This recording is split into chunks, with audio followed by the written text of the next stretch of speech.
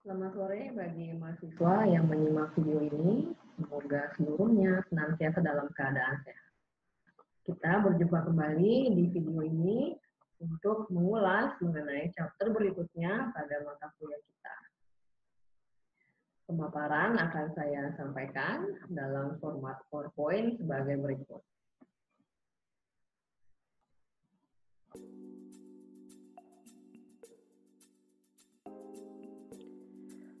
Topik bahasan kali ini adalah strategi pemasaran global.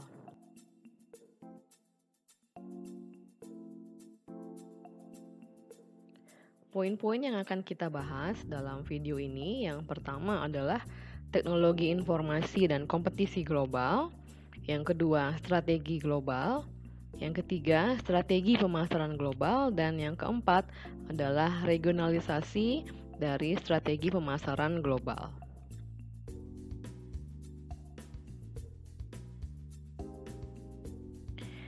Saat ini konsumen dapat mengetahui produk-produk yang tersedia di negara-negara lainnya. Contohnya, konsumen di India menonton CNN dan Star TV, mereka mengetahui apa yang terjadi di belahan dunia lain. Seorang konsumen di desa terpencil di India kemungkinan akan menanyakan pedagang lokal mengenai produk Surf, yaitu deterjen yang diproduksi oleh Unilever, karena ia baru saja melihat iklannya di TV. Kemudian yang lainnya yaitu lebih dari 10 juta orang Jepang traveling ke luar negeri setiap tahun, mereka terekspos pada rumah-rumah yang lebih besar dan juga harga-harga yang lebih rendah untuk barang-barang konsumen dibandingkan dengan harga di pasar domestik Jepang. Akses informasi yang mereka peroleh tersebut menciptakan permintaan yang tidak ada sebelumnya. Batas geografi dan juga jarak antar negara bukan lagi menjadi hambatan dalam merancang strategi pemasaran global. Namun sisi lainnya adalah tidak hanya perusahaan yang berkompetisi secara internasional yang terdampak, namun juga perusahaan-perusahaan yang hanya memasarkan produknya secara domestik juga terdampak secara signifikan oleh kompetisi global ini.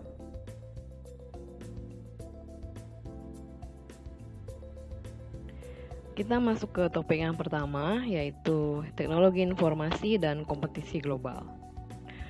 Perkembangan teknologi transportasi, termasuk transportasi udara dan juga kontainer bersuhu dingin untuk keperluan logistik dan juga kapal-kapal laut yang besar untuk logistik, telah merubah sifat dari perdagangan dunia 50 tahun sejak Perang Dunia Kedua.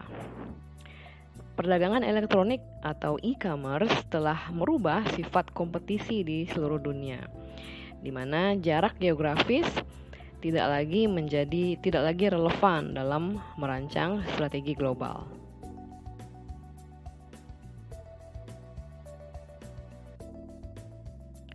Perkembangan teknologi informasi memungkinkan dilakukannya real-time management atau manajemen yang dapat dilakukan secara real time atau instan. Secara rutin, CEO dari suatu perusahaan dapat mengetahui penjualan di hari sebelumnya sampai ke angka yang sangat detail. Dan mereka dapat memperoleh informasi mengenai event atau tren saat ini dan bukan dalam hitungan bulan saat semuanya sudah terlambat. Retailer besar, contohnya Walmart, memperoleh informasi dari tokonya di seluruh dunia setiap 2 jam melalui komunikasi yang memungkinkan mereka untuk memperoleh informasi yang akurat secara lebih cepat mengenai posisi inventory dan juga pergerakan-pergerakan penjualan produk di toko mereka. Kemudian aktivitas pemesanan dan juga pembelian, ordering dan purchasing yang dulunya sangat tidak praktis dan juga sangat menyita waktu, saat ini dapat dilakukan melalui electronic data interchange, yaitu pemesanan dan pembelian purchasing melalui internet atau online. Hal ini mengurangi waktu yang dibutuhkan untuk menyelesaikan kegiatan ini dari dulunya dalam hitungan minggu hingga saat ini menjadi hitungan hari. Dan selain itu juga mengurangi jumlah kegiatan paperwork yang perlu dilakukan.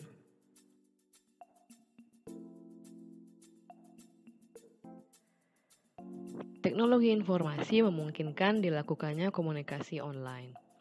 Komunikasi online mengurangi waktu yang dibutuhkan untuk bereaksi atau merespon dan juga meningkatkan produktivitas.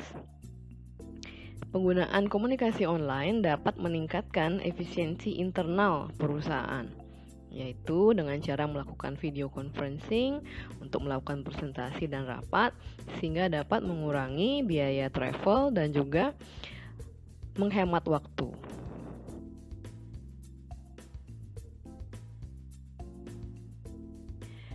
Teknologi informasi memungkinkan dilakukannya electronic commerce atau perdagangan secara elektronik.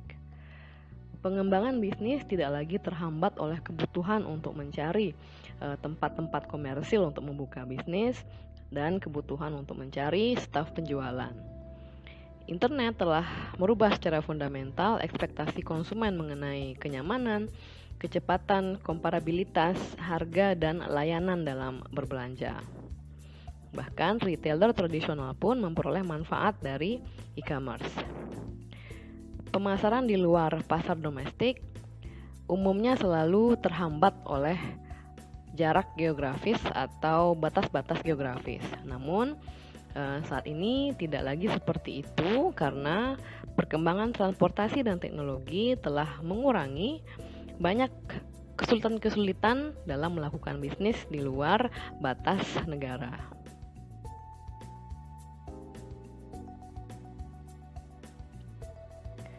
Batas-batas geografis tidak lagi membatasi cakupan pasar dari perusahaan multinasional.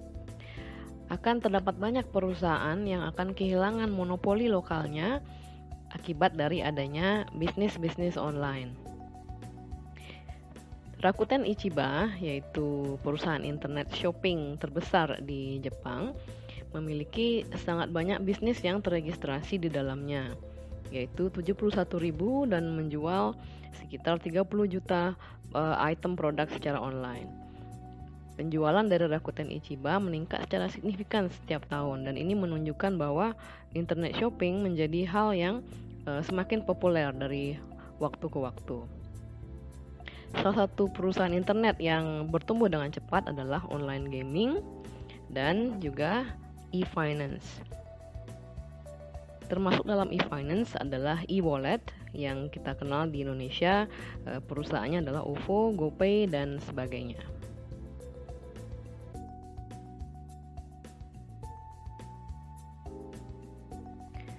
Teknologi informasi juga memungkinkan terbentuknya e-company.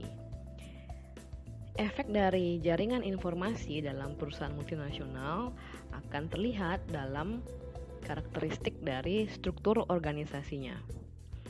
Semakin banyak perusahaan multinasional yang mulai mempergunakan internal web servers untuk memfasilitasi komunikasi dan transaksi antara karyawan dengan juga suppliernya dan dengan distributornya.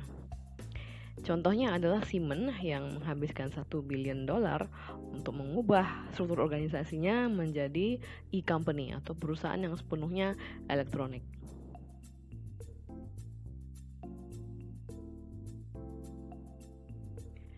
Teknologi informasi menyebabkan difusi produk yang semakin cepat dalam skala global.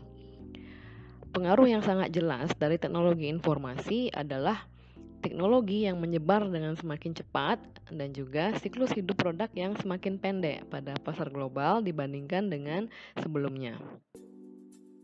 Jangka waktu penyebaran TV berwarna dahulu antar benua adalah sekitar 6 tahun.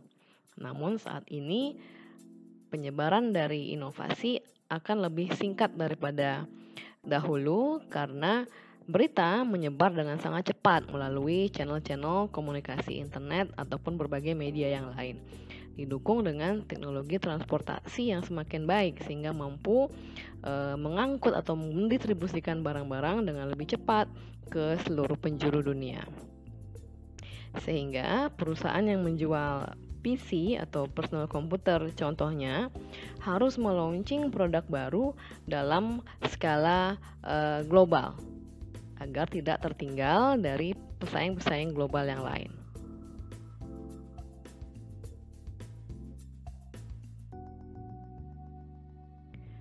Perkembangan teknologi informasi mendorong terbentuknya global citizenship atau konsumen global. Lingkungan global membutuhkan strategi yang melingkupi banyak negara dan mengintegrasikan operasional perusahaan lintas negara. Strategi ini bersifat global dan tidak lagi mempergunakan orientasi etnosentris, yaitu orientasi pada hanya pasar domestik, atau orientasi polisentrik yang berorientasi pada kebutuhan dan preferensi di masing-masing negara. Saat ini perusahaan perlu untuk mengadopsi orientasi geosentrik yang memandang dunia sebagai satu pasar potensial dan mengintegrasikan aktivitas perusahaan dalam satu global basis.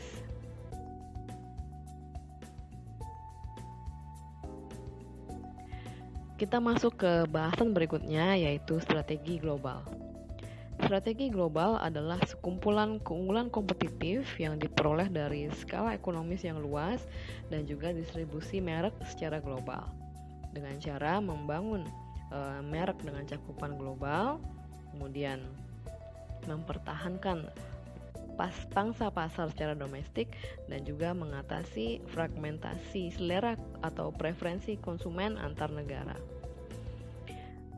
Saat ini, lebih dari setengah mobil sedan yang terjual di Amerika adalah merek-merek impor, dan lebih dari setengah kendaraan yang diberi merek asing dibuat di Amerika. Sehingga kesimpulannya adalah pemain-pemain asing menyemarakkan bisnis otomotif di Amerika dan merubah Amerika menjadi pusat dari industri global.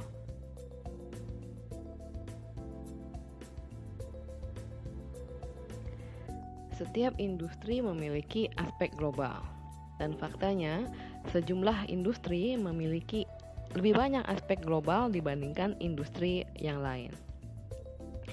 Saat ini dapat dikatakan bahwa dalam beberapa industri, globalisasi pasar sudah tercapai, di mana selera konsumen di seluruh dunia telah semakin serupa, dan perusahaan-perusahaan global telah berupaya untuk mempengaruhi selera konsumen agar dapat semakin serupa. Terdapat 4 faktor yang menentukan potensi globalisasi dari suatu industri yang ditampilkan pada gambar di slide berikutnya.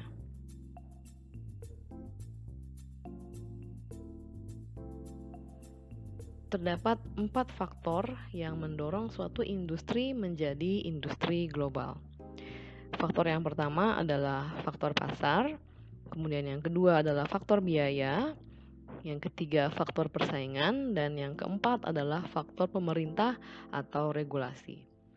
Yang pertama kita akan membahas faktor pasar yang mendorong suatu industri menjadi industri global. Faktor pasar bergantung pada karakteristik dari perilaku konsumen dan juga struktur dari saluran distribusi. Beberapa contoh dari faktor pasar, yang pertama adalah pendapatan per kapita yang sudah semakin serupa di berbagai negara industrialis. Kemudian berikutnya adalah kesamaan dari gaya hidup dan juga preferensi konsumen di banyak negara. Kemudian diantaranya juga adalah revolusi dari teknologi informasi dan komunikasi. Kemudian berikutnya adalah semakin meningkatnya perjalanan internasional yang membuat konsumen menjadi lebih aware atau mengetahui produk-produk yang ada di luar negeri. Kemudian berikutnya dari faktor pasar adalah kebutuhan dari perusahaan multinasional untuk mengembangkan advertising skala global. Jadi satu iklan yang dapat ditayangkan di seluruh dunia. Kemudian yang terakhir adalah semakin berkembangnya media-media yang cakupannya global seperti CNN dan MTV.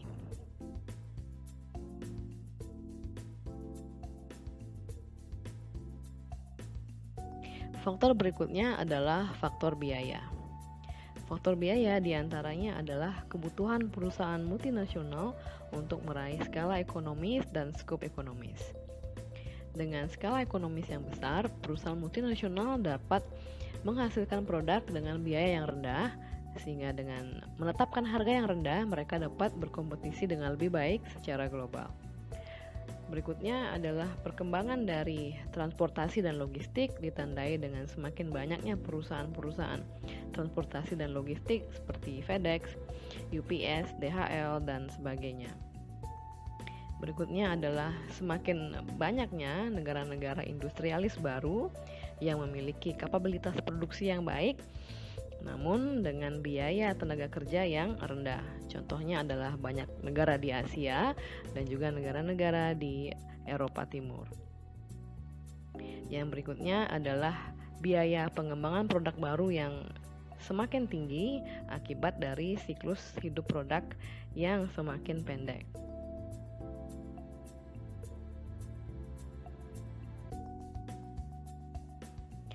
Faktor berikutnya adalah faktor pemerintah atau regulasi-regulasi yang dapat mendorong terjadinya globalisasi. Yang pertama adalah pengurangan hambatan-hambatan dalam bentuk tarif maupun non-tarif. Yang kedua adalah dibentuknya blok-blok perdagangan seperti European Union dan juga NAFTA. Berikutnya adalah deregulasi-deregulasi yang dilakukan di banyak industri. Berikutnya adalah transisi dari sistem komunis ke sistem pasar terbuka atau liberal di beberapa negara, sehingga hal ini mendorong berbagai industri di negara tersebut menjadi industri yang bersifat global.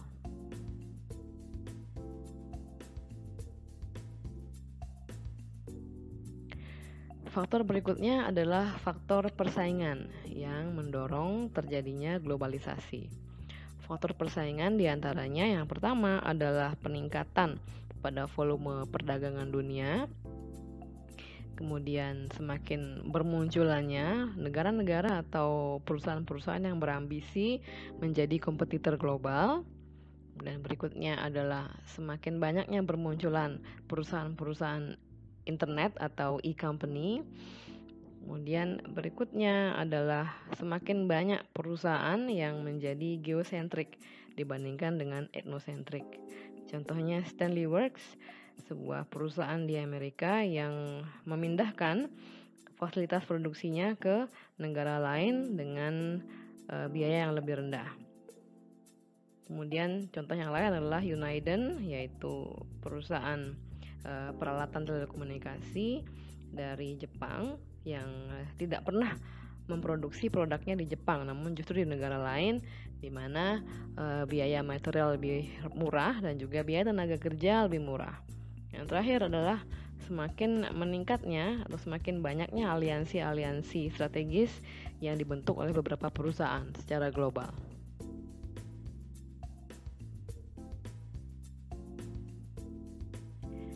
Berikutnya adalah perbedaan antara strategi multidomestik dan strategi global. Dalam strategi multidomestik, perusahaan mengelola aktivitas internasionalnya seperti mengelola portofolio.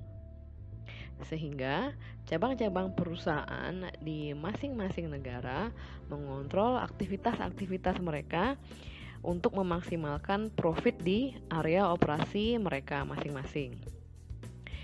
Aktivitas atau personal cabang-cabang ini tidak memiliki keterkaitan dengan aktivitas di cabang lain di negara lain. Cabang-cabang ini memiliki tingkat otonomi yang sangat tinggi dan aktivitas masing-masing cabang di masing-masing negara ditentukan oleh kondisi kompetitif di pasar domestik mereka tersebut.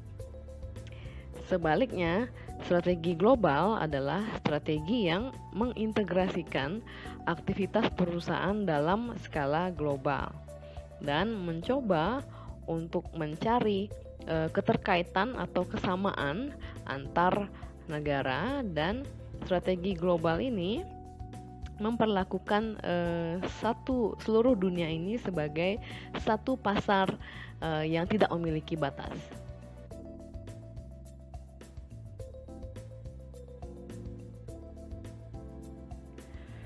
Perusahaan yang mengimplementasikan strategi global adalah perusahaan yang berorientasi geosentris. Perusahaan ini memandang seluruh dunia sebagai satu arena operasinya dan mengembangkan integrasi global untuk meraih skala ekonomis dan skop ekonomis. Dan di waktu yang sama, di saat yang sama juga mencoba untuk tetap responsif terhadap perbedaan selera pasar apabila perbedaan tersebut benar-benar signifikan dan perlu ditindaklanjuti.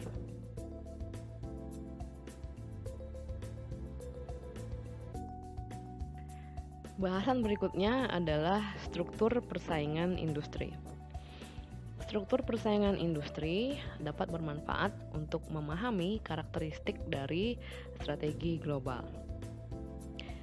Struktur persaingan industri mengidentifikasi faktor-faktor kunci yang menentukan karakteristik persaingan dalam satu industri yang dapat mempengaruhi profitabilitas dalam industri tersebut.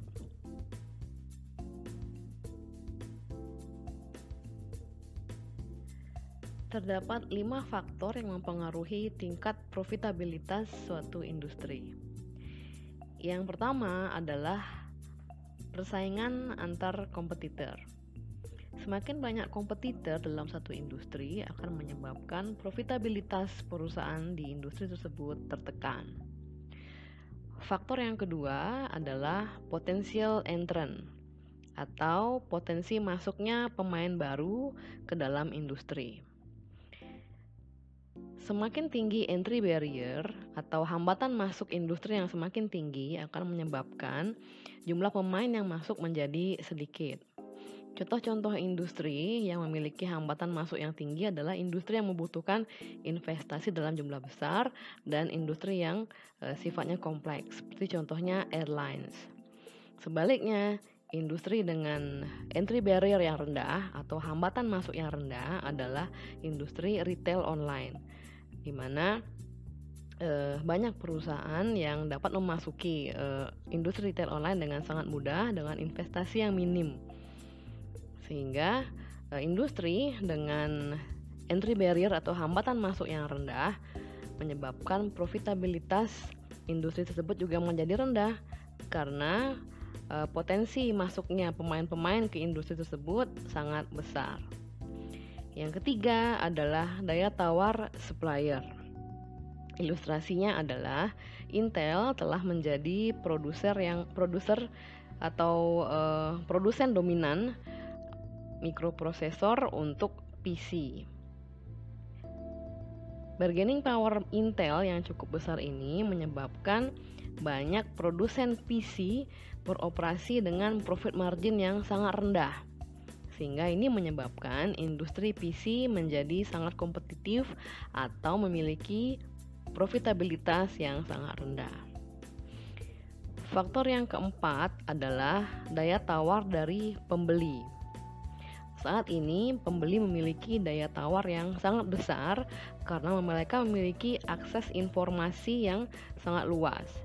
Saat ini pembeli dapat membandingkan harga, layanan maupun produk antar perusahaan dengan cepat melalui internet, sehingga mereka akan memilih perusahaan yang menurut mereka terbaik. Kemudian faktor yang kelima adalah ancaman dari produk-produk substitusi. Contohnya adalah industri kamera saat ini sudah sangat terdesak oleh industri smartphone, di mana smartphone dapat menyediakan substitusi bagi kamera, di mana smartphone saat ini telah dilengkapi dengan kamera-kamera dengan kapabilitas yang sangat tinggi, yang saat ini dapat menyaingi fitur-fitur dari suatu kamera.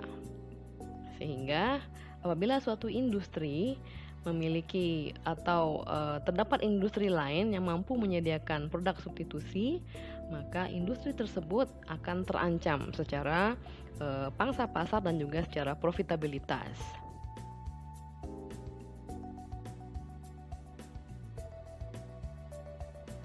Bahasan berikutnya adalah keunggulan kompetitif.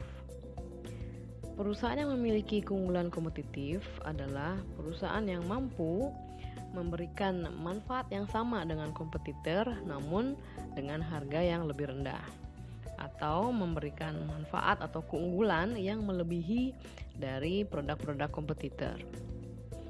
Keunggulan kompetitif hanya sementara.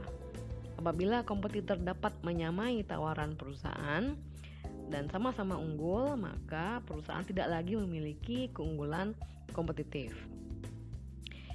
Untuk memperpanjang periode monopoli ini atau untuk memperpanjang periode keunggulan kompetitif perusahaan berupaya untuk mengembangkan strategi-strategi yang akan sulit untuk ditiru oleh kompetitor.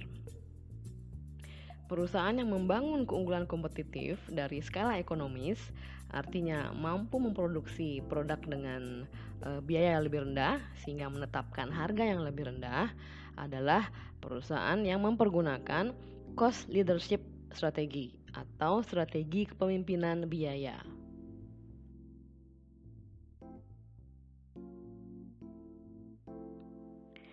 Economies of scale atau skala ekonomis diperoleh karena pabrik-pabrik yang lebih besar umumnya lebih efisien untuk dioperasikan dan biaya produksi per unit menjadi lebih rendah karena overhead cost dialokasikan ke sejumlah banyak item produk yang diproduksi. Skala ekonomis lebih lanjut juga diperoleh dari learning effect atau pembelajaran.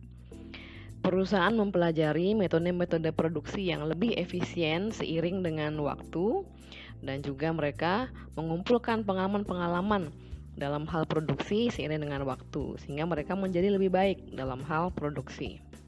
Efek pembelajaran ini membuat kompetisi menjadi lebih ketat. Saat skala ekonomi yang tinggi telah tercapai, artinya perusahaan telah mampu menekan biaya serendah mungkin sehingga menetapkan harga yang sangat rendah. Hal ini menjadi hambatan masuk yang tinggi dalam industri. Artinya pemain-pemain baru menjadi tidak tertarik untuk memasuki pasar karena harus bersaing dengan perusahaan yang telah berhasil menekan harga dengan sangat rendah. Sehingga apabila mereka masuk ke pasar tersebut, mereka juga harus menetapkan harga yang rendah sehingga berpikir bahwa profit di industri ini sangat rendah sehingga mereka tidak tertarik untuk masuk. Itu artinya hambatan masuk tinggi.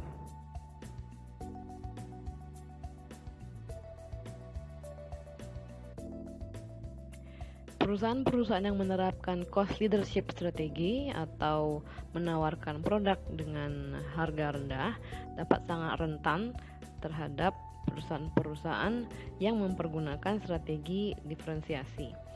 Di mana dengan strategi diferensiasi, perusahaan ini dapat melayani konsumen dengan lebih baik. Walaupun terdapat pendapat bahwa harga yang lebih rendah akan mampu menarik lebih banyak konsumen, namun terdapat juga sejumlah konsumen yang bersedia untuk membayar harga yang lebih mahal untuk memperoleh produk dengan fitur-fitur yang mereka inginkan. Fitur-fitur unik atau diferensiasi dapat datang dalam bentuk kenyamanan, kinerja produk, desain produk atau tampilan produk, dan juga status simbol atau status yang diperoleh apabila mempergunakan produk tersebut dan kesan eksklusif apabila mempergunakan produk tersebut.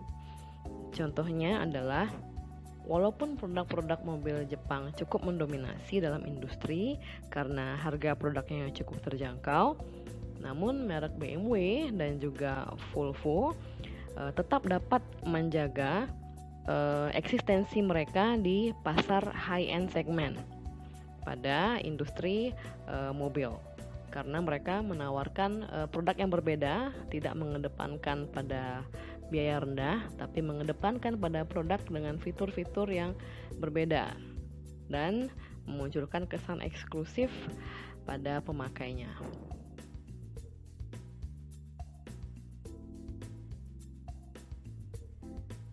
Perusahaan dengan skala yang lebih kecil dapat mengimplementasikan strategi diferensiasi pada pasar yang ukurannya lebih kecil atau dikenal dengan sebutan ceruk pasar. Perusahaan yang mempergunakan strategi niche seperti ini atau strategi ceruk pasar berfokus pada segmen-segmen yang sangat specialized atau memiliki keinginan khusus, dan perusahaan ini mencoba untuk meraih posisi dominan pada segmen kecil tersebut. Contohnya di industri otomotif adalah Porsche dan Saab yang dapat memperoleh posisi yang cukup kuat pada segmen-segmen high power sport car atau segmen yang menyukai mobil-mobil sport bertenaga tinggi. Namun dalam era kompetisi global, para pemain ceruk ini dapat sangat rentan untuk mendapat persaingan dari perusahaan-perusahaan berskala besar karena dibutuhkan skala ekonomi dibutuhkan untuk berkompetisi dalam skala global.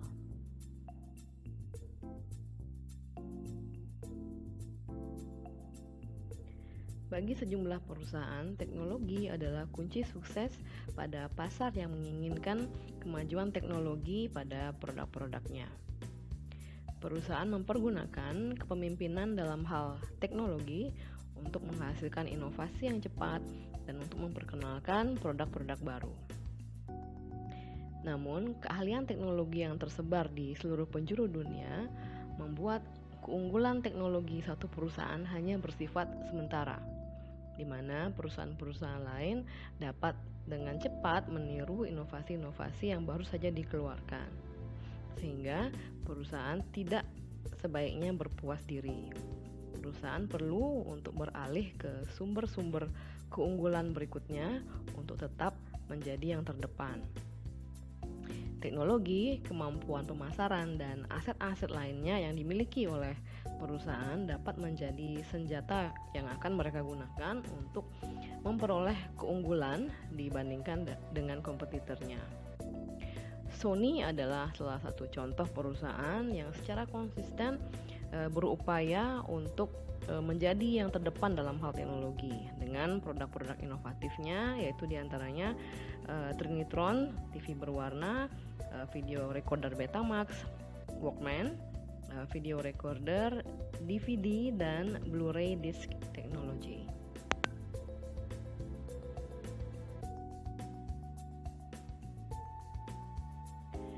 Tidak selamanya menjadi yang pertama di pasar adalah keputusan yang terbaik. Terkadang terdapat juga kelemahan-kelemahan menjadi yang pertama di pasar.